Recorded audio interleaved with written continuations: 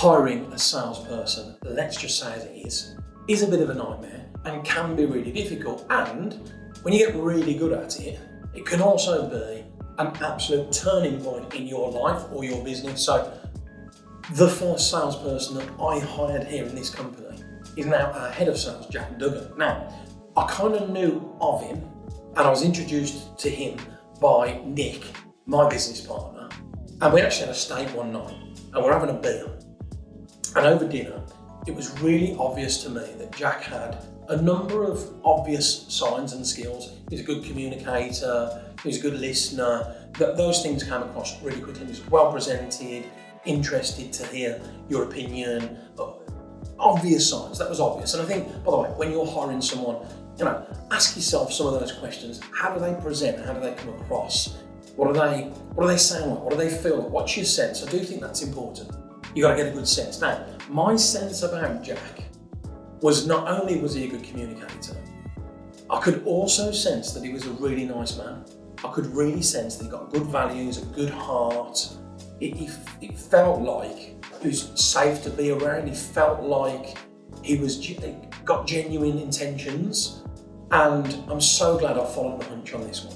So I think firstly, when you're hiring someone, you've got to go on some gut feeling. You've got to have some sense. Now, as we've developed our company in the way we recruit salespeople, we now have like a 7-point recruitment system.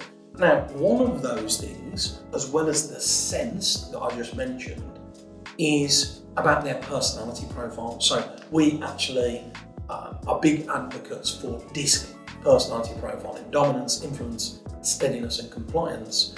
And some of the key personality traits that we're looking for in our sales people are for them to be influence wherever possible. So what does that mean? It means they're a people person, they like being around people, they're good communicators, like a communicating style. That's the first thing. And then the other thing that we quite like to have, wherever possible, is a bit of dominance in somebody's profile, which means they're also able to go and get the results. So, we don't just want great salespeople who, let's say it as it is, are good communicators. We also want good salespeople who are great at selling and exchanging contracts when there's a good fit. So I think getting the personality right as well as your hunch is really, really important. So my advice is this: if you are looking to recruit right here, right now, remember it's not all about the gift of the gab anymore. It's more, is the human being values driven? Are they aligned with our values? Do they have a good heart? Are they a good person?